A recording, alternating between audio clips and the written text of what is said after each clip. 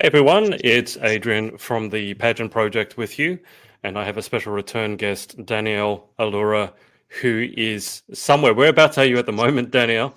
I'm in Miami, Florida. Sounds good. And what time is it for you? It's 6 a.m., 6 a.m. in the morning. So it's going to be a very interesting light sequence as the sun rises, but beautiful. I took a picture, so I'll send it to you later. Are you gradually throughout the interview going to be getting lighter and lighter and lighter, are you? Very angelic. I look forward to it. Should be good. Danielle, for the viewers who maybe haven't, don't know about you just yet, do you want to give us the brief pageant introduction before we get stuck into it? Sure. So the pageant introduction. I was adopted as a baby from angelic parents, much like the light you'll be seeing today. Very, very lucky. I won the lottery with my family. I'm the oldest of four. All four of us are adopted from four different families. I've lived in a number of states across the US: New York, Pennsylvania, Delaware, Florida, California. I'm currently in Florida, and I'm very honored to be Miss Florida Global USA. And I've modeled across the world, internationally sang. I've been published in more than 30 magazines. I'm currently working on Netflix and Apple's next big show. And I'm very excited to be back here on the podcast. I saw that, and we will dig into bits and pieces of that. But we'll start with the easy question. How and why did you get involved in the crazy world of pageantry to begin with? So I have a very dear friend of mine from the state of Delaware who's very well known in the industry, Vincenza. And I remember going to her pageants, watching her compete. We were on a dance team together and we went to school, middle school and high school together. And she is an incredible human being. There's nothing she can't do. And I remember talking to her one day, picking her brain about it because I didn't really understand what it was really about. I always thought it was you put some lipstick and a dress on stage and hopefully you're talented and maybe you win. I didn't understand that it was really about spreading awareness about causes that are near and dear to your heart, getting able to express yourself and your beautiful inner beauty on stage so much deeper than the makeup you can apply. And I was already extremely active with charities, especially Family Promise with my mother through my church for family homelessness. And Vincenza really encouraged me to compete because she's like, based on what the judges look for, you already do all of that. So why don't you try it? And I gave it some thought, so much thought that I think I was 26. I was really close to the when you age out of the USA system when I competed in my very first pageant. So, and that was the one that I had known about the most because I didn't really do too much research before watching Vincenza compete. I aged out after my first attempt at it, and I think I placed top 20, or I actually don't know what I placed, but I wasn't like a top five, but I did pretty well that I got the bug. And let me Yeah. tell you though, doing your first pageant and not winning is a very hard thing to experience because Mm. I was I was already used to modeling and getting no's and acting, and you get no's. Not everybody is your Yeah. biggest fan.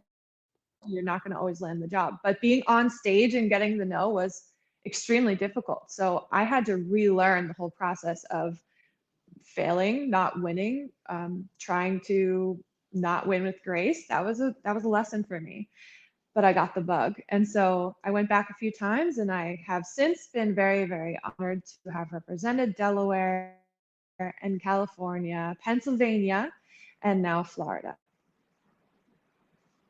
What do you think? Because you said you caught the bug, and obviously a lot of the people that I interview have caught the bug. What was it in particular that drew you in? Definitely my work with Family Promise. There's, I'll back up a little bit. Being adopted is something that to the core of me, it defines me. I base a lot of my decisions off of understanding that my reality today could have been extremely different. if not for winning the lottery with my parents and my family. And Mm. so, since it's not my reality, I give back in the sense that I rehouse homeless families. I have since rehoused 350 homeless families. I need to get Wow. the exact number, it would be good to know, but a lot of families. And now, given all of the pageant work that I've done, it's pretty interesting to see the growth that I've had with the awareness that I've caused for Family Promise across the nation, starting in Delaware, California, and now Florida, that I've made.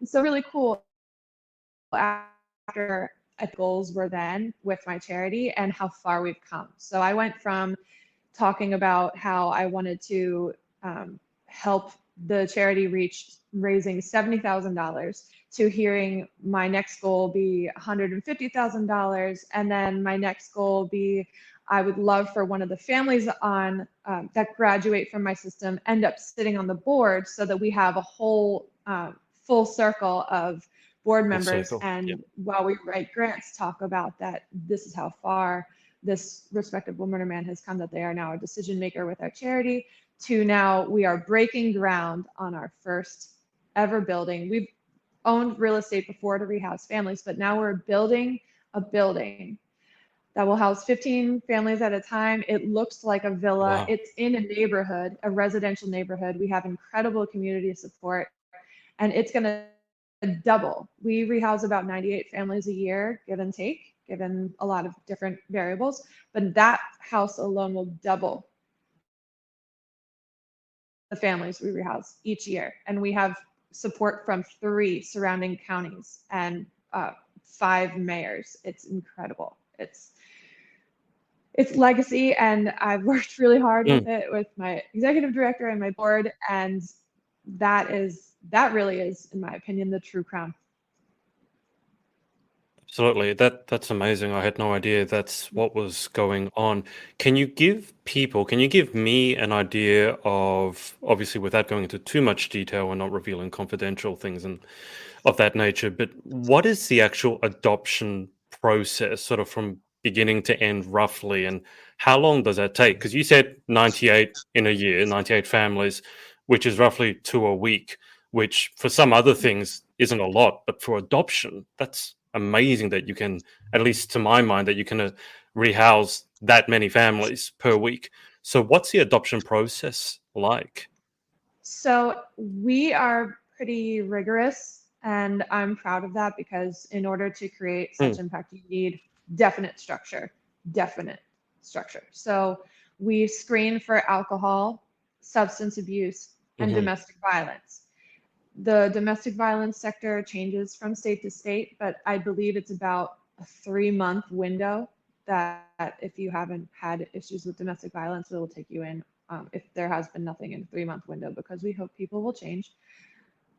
Mm. Unfortunately, there are government programs that say housing first. That's kind of HUD's way of doing things these Right. days, but we don't. We screen first, because if you are going to live, if your family's going to live amongst other families that are doing their best to Yeah, change their reality, we need to make sure that we are also not giving other certain traumas to of those families. course. So we Yeah. screen for that, background check, and then as we're like hitting the refresh button on a background check, essentially, then we take you in and put you in the IHN, our immediate housing network, which is Right. through churches, synagogues, and mosques. We turn their classrooms into bedrooms overnight, and then we break them back down in their classrooms again.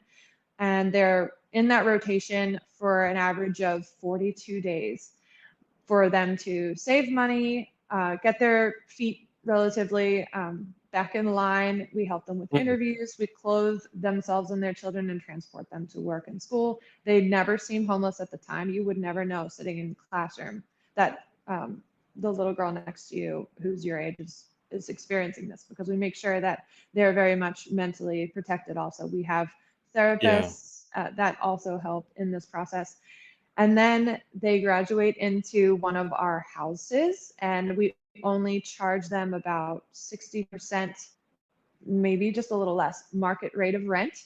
That is actually money that we put towards them to afford low income housing. So it's to Mm. teach them about saving budgeting, Right. all encompassing, super multifaceted operation, even down to how much they can spend on groceries to feed their family to make sure it's no more than $1.50 a plate, but still fortified and Wow. nutritional food.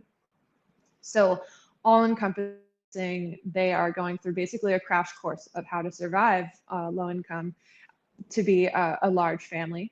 A lot of our families have 3 Mm. kids, and Yeah. to be able to survive without us. But we have a caseworker that follows them for 2 years after they graduate from our system, and that we have, this is an exact number, 100% success rate for families to never, ever experience homelessness ever again. Wow. That's amazing in itself, because I was going to ask a follow-up question, which was, once they sort of leave your immediate supervision, what happens? Because that's very important as well. But I want to back up just a second, because with the work that you do, and I've known you for, I think, a couple of years now, but we had the worldwide pandemic.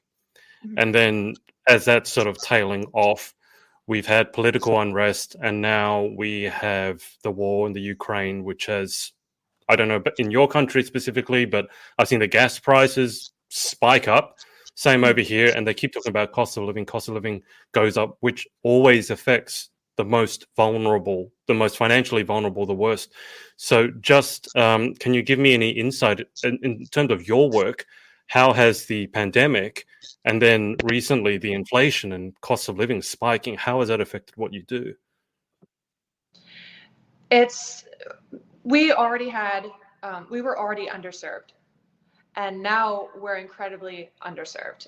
The building that a different organization had built, that had about 75 rooms, they had 6,500 applications for those rooms.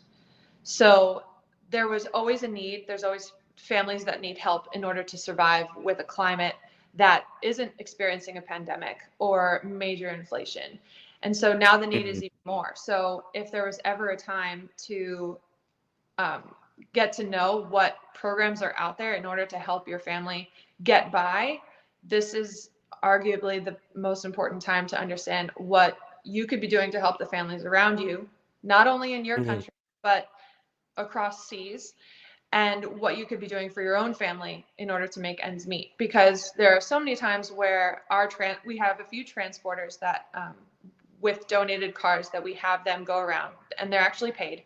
They go around to shelters to make sure that there aren't families with children there that could be with our specific specialized organization, so that the kids aren't growing up in a shelter Yeah.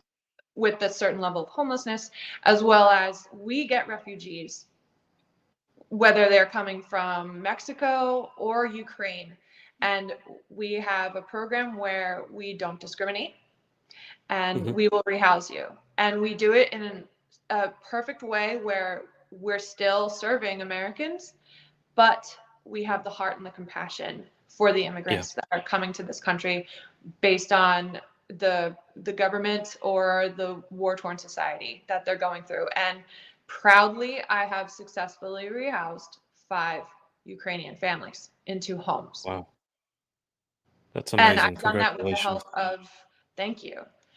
And I couldn't do it without the help of Jem. I met some incredible volunteers with the Global Empowerment Mission when we were packing supplies to send to the warehouse that they have on the border of Ukraine. Now I believe they have 2 warehouses on the border of Mhm. Ukraine. And the networking that I did with people that I met there in order to figure out which family promises throughout our country could handle more families than Yeah. have already anticipated for our own local region. Yeah. Okay, so if people, we've already talked about overseas, obviously, but if people want to support Family Promise, what's the best way? What are you guys looking for at the moment? I love that question. So, Family Promise is proudly in all 50 states. So, if you want to help the one that's closest to you, you can merely go to Google Maps and search Family Promise, and Mhm. you'll see which one is closest to you. In this virtual day and age, luckily, you do not have to be there physically. You can go to their website, click on the local respective region one that's closest to you, the affiliate, and usually there's a wish list on their website that tells them immediately what they need, so that you're Oh not, wow. say, Okay. donating things that they have a million of. They'll tell you what they Yeah. need, and a lot of them also have an Amazon link that you can just add things that they need to your cart, Mhm. click a button, they know it's coming from you, and they receive what they need the very next day.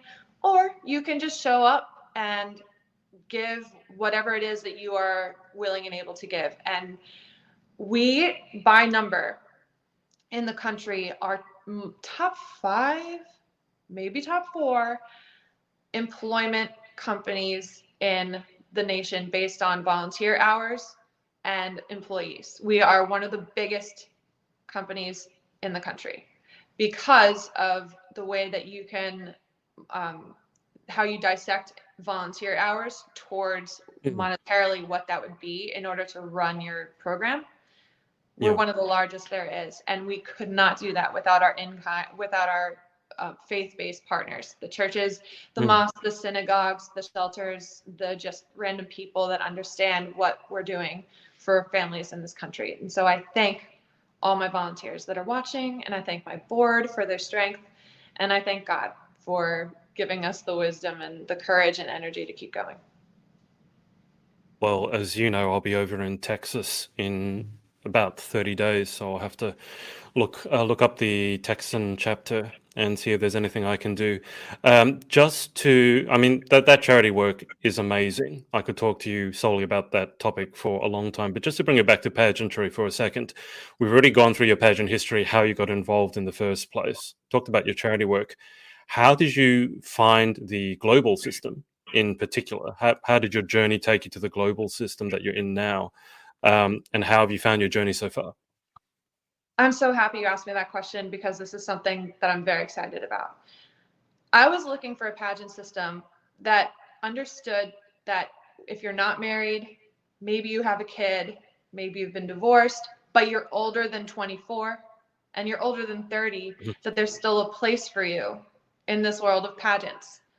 That age is irrelevant. You can do whatever you want to do. You can reinvent yourself. You can set new dreams, set new goals, shoot for the moon, still get on stage and look amazing in a bikini, and be widely accepted for all of these things. That there is a very big population in this country and this world that are women just like myself, that there's still a place for us. There's still a place for us on stage. There's still a place for us at a podium to speak our minds and to bring awareness Mm. to the things that we're passionate about, even if we're not, say, a mother or married.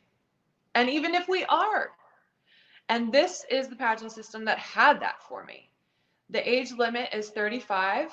Whether they will expand that in the future, I sure hope so, because there's incredible women that are my peers that I have met across the country doing things that I love, that relate to me, and that are in that chapter of my life, and that also like pageants. And so that sits so well in my heart. I feel so at home, Adrian, with the Miss Global organization, because it's a place for me.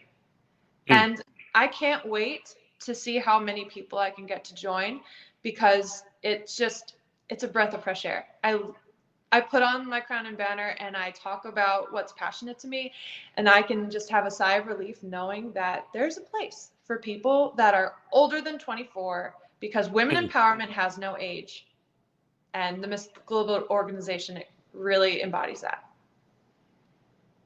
I would never ask a lady to disclose her age, but for those of you watching, Danielle is actually over 30, if you didn't know. She doesn't look it. But Oh, Adrian, you flatter me. I only bring it up because I think it's very important in the world of pageantry, especially I think over the last 10 years. We've seen a trend, I think, where, as you said, you can reinvent yourself. Used to be, by the time maybe you're 25, you have to be married, have kids, and then that's kind of it until the kids move out.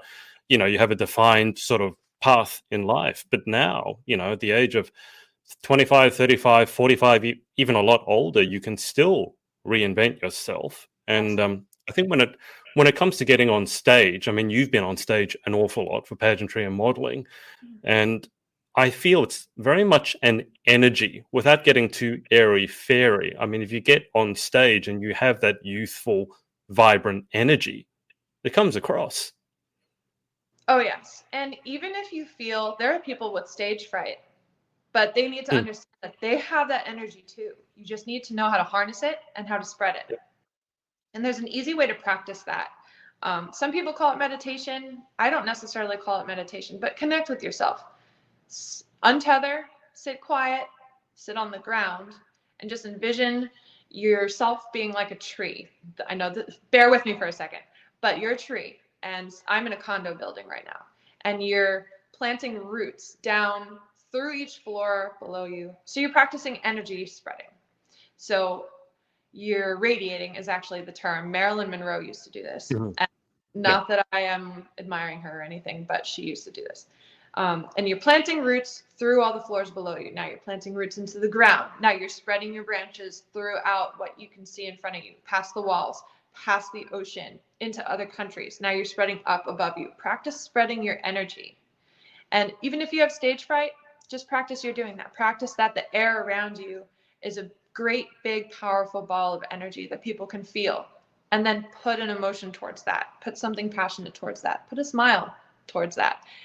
And it's very powerful. Energy is a very powerful thing. And Mm. we have electromagnetic things around us that we can't explain that affect other people that are close to us in our heart.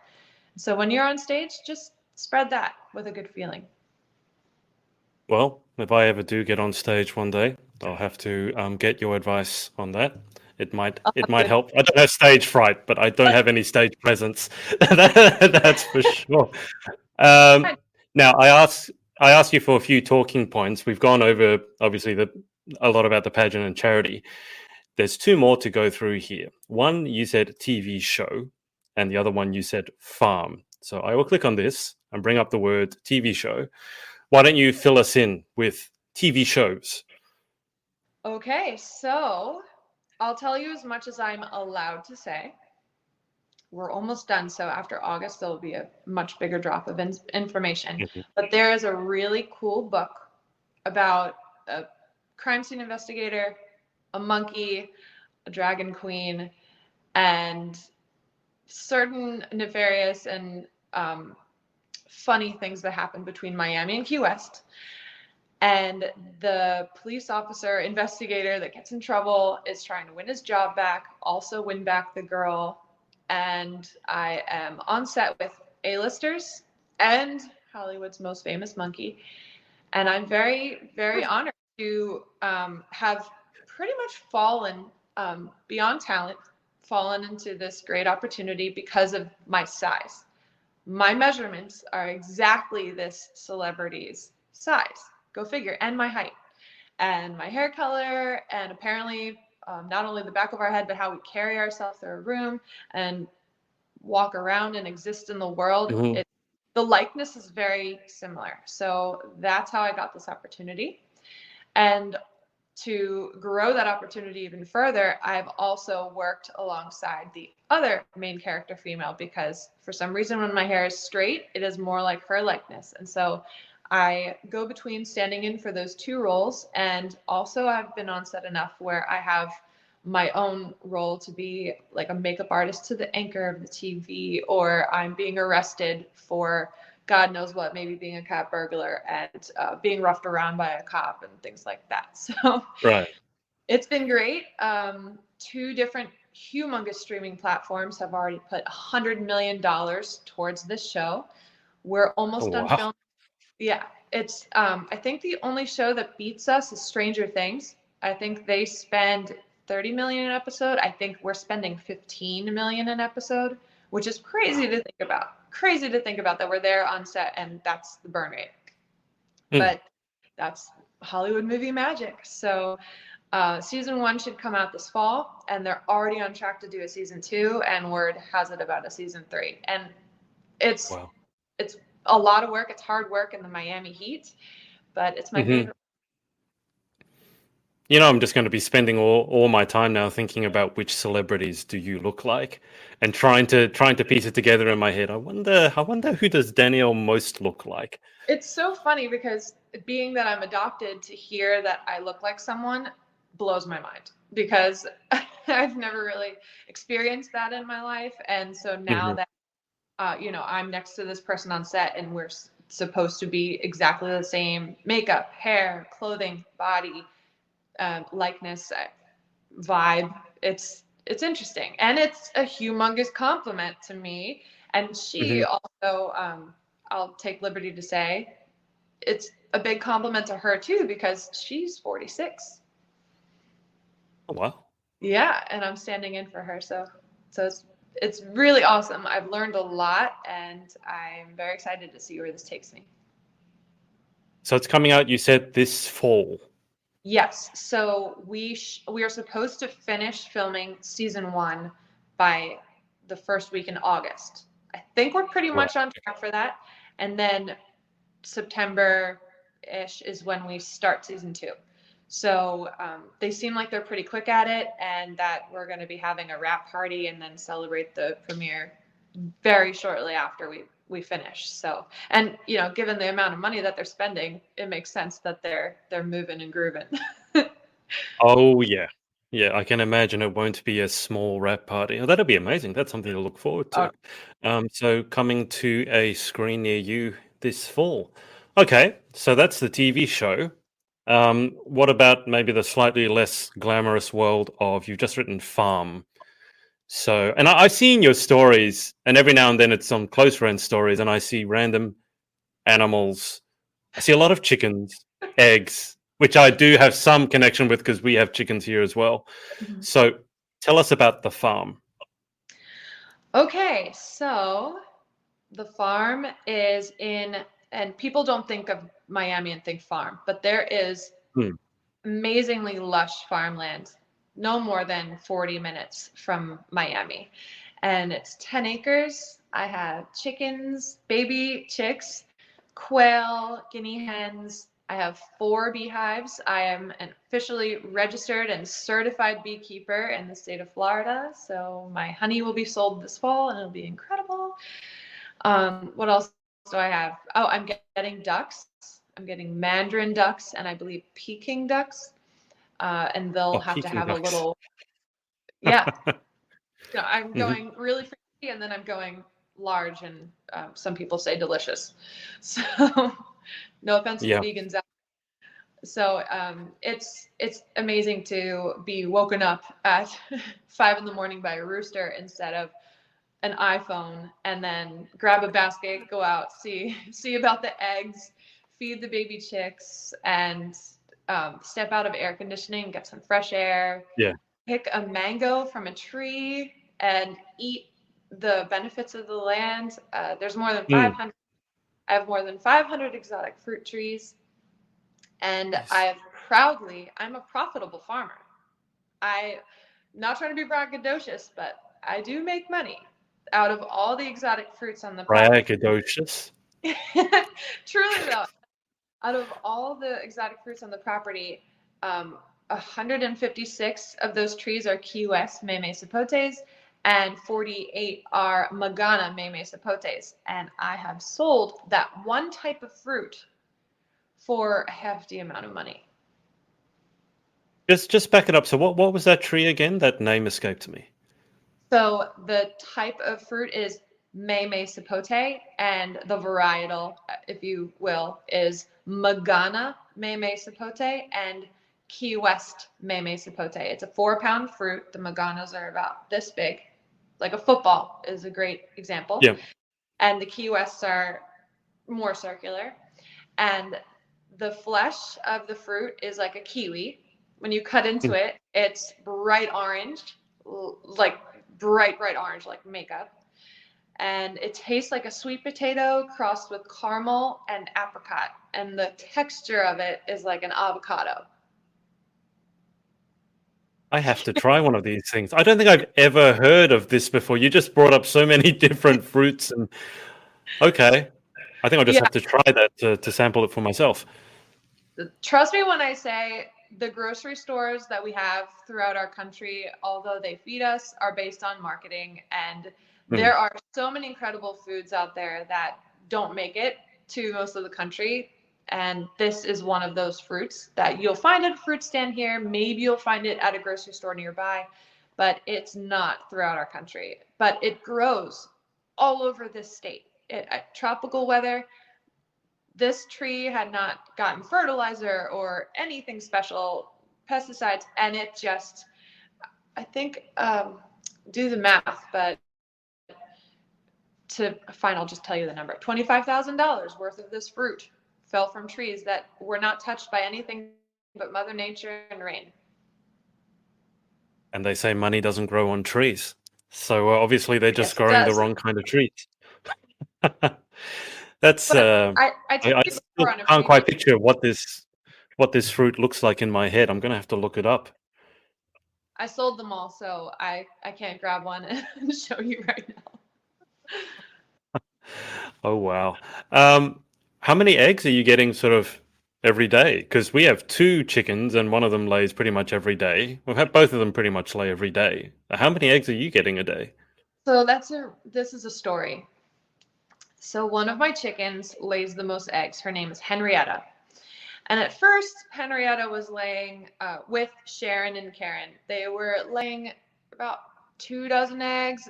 I think Agatha was giving me some, but they mix and match. When I started taking their eggs, they started rebelling and hiding them between different Yeah. tractor machines. I'm pretty sure you saw that on my Instagram. When I started taking them, they started not only moving them, but giving me less. And then, unfortunately, a predator killed one of the girls, which was one that I didn't even name yet. It was pretty quickly after we got the property that then they pulled back to giving me 6 eggs a day. But Henrietta went from rebelling to going, I'm gonna make babies because one of my sisters passed away. So she started sitting on an egg instead of giving me eggs. So I think I was down to 2 because Sharon and Karen and Agatha and Matilda Right. are not very reproductive. So she sat on an egg for almost 21 days until the raccoon that had killed her sister ended up eating the egg, unfortunately. And so she's very sad right now and thinks that the baby hatched and is running around the property away from the group looking for her baby and calling to it. It's pretty sad. Mm. But I have baby chicks on the other side that I purchased from a hatchery. So there's baby ones, and then there's teenagers that are almost adult, and there's 4 of those. So she's kind of like with that group now because she's adopted them to be their mom, since she can't find her own baby, and they still chirp like babies. So it's pretty in that sense, but also sad because I was looking forward to watching a baby follow a mom instead of having to brood the chickens myself. Yeah.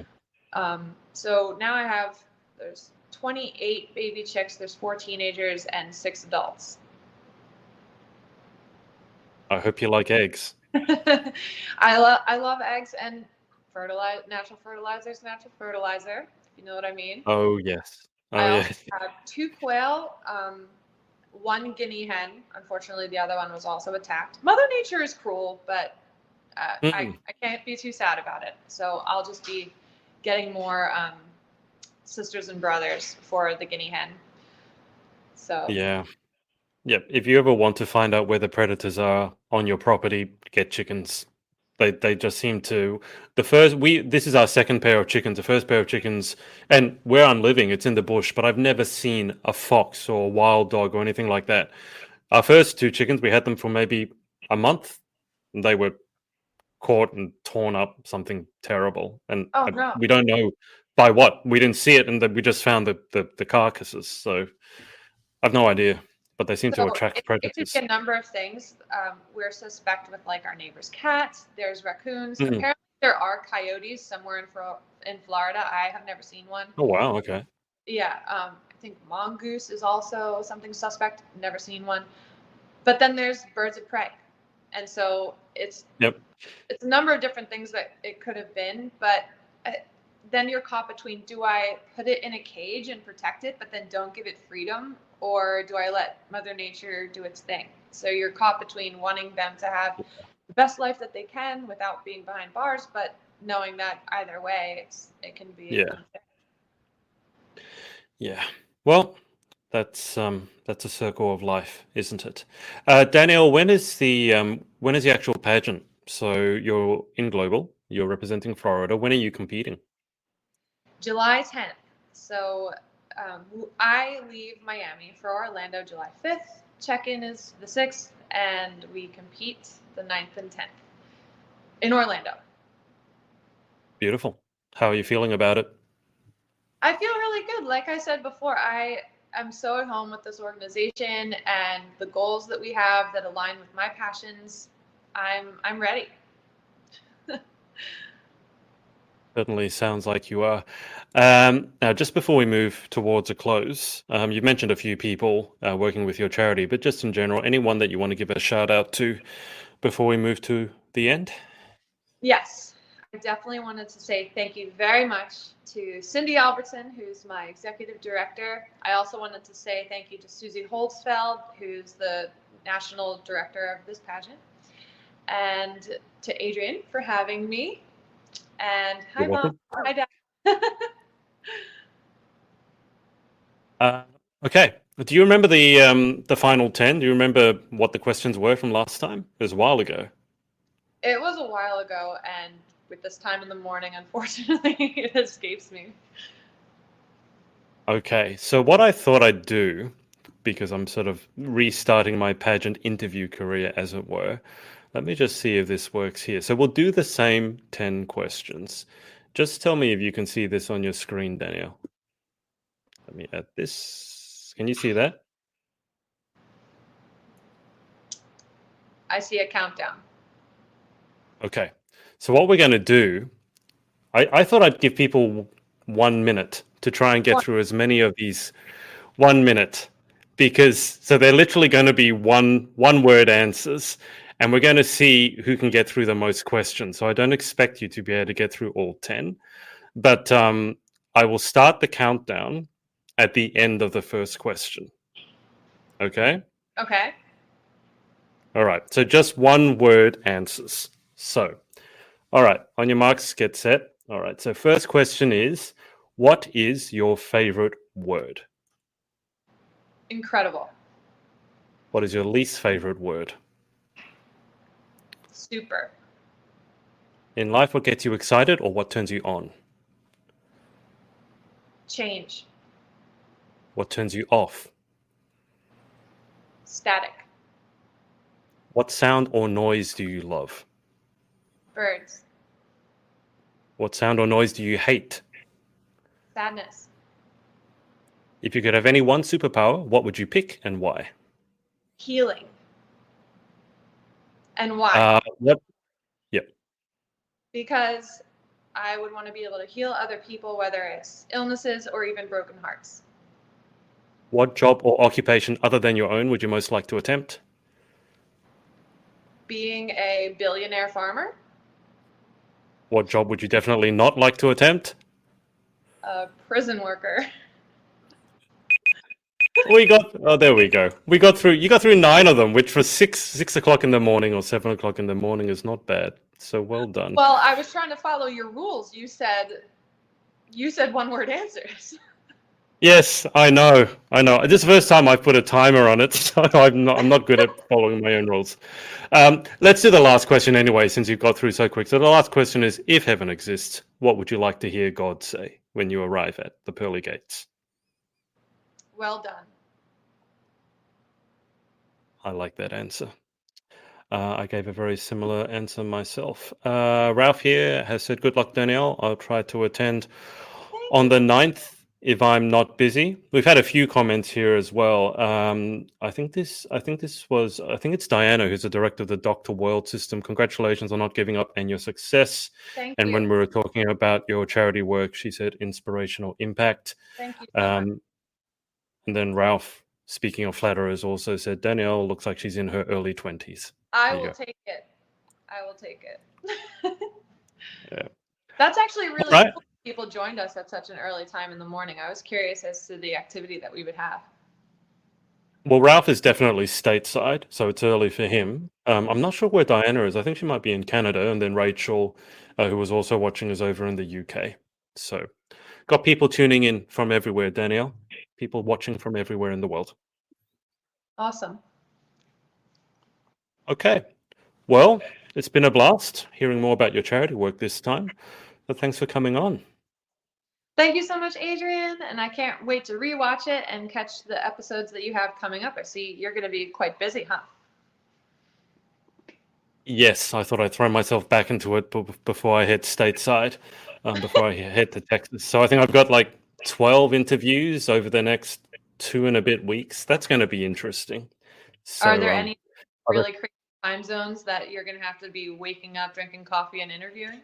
No. You see, this time I was very selfish and went, you know, if I'm going to do this, I'm going to do it on my terms. So if you guys want to book in, you have to do it when I'm awake. I'm not getting up at 6 a.m. anymore because also I have other stuff I need to do.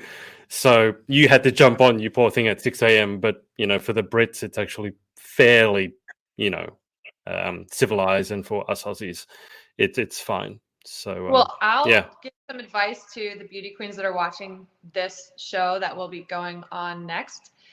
Pick one in the morning because you don't want to look gradually tired as it gets late at night. Pick one in the morning so that your face starts to wake up as it goes. That was my thinking. That's good advice.